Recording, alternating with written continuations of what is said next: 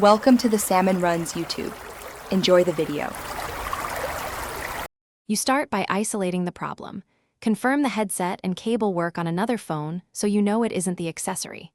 Once done, restart the phone and toggle Bluetooth and do not disturb because stuck modes often clear on reboot. Next, make a quick visual inspection of the headphone jack. If you see lint or debris, remove it carefully with compressed air or a soft tool. These steps remove hardware and temporary software causes fast, so you can move to targeted fixes. You now reset how Android routes sound. First, clear cache and force stop music and calling apps. That removes stuck audio sessions.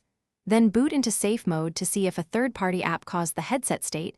If safe mode fixes it, uninstall the last installed audio or utility app. If not, enable developer options, find and toggle any USB or wired audio routing settings. Doing this forces the OS to reevaluate connected audio devices and often resolves false headset detection. Finish by forcing the audio subsystem to reset. Install a lightweight audio routing app, use it to switch outputs to speaker and back, then uninstall. If the problem persists, back up and perform a factory reset as a last resort.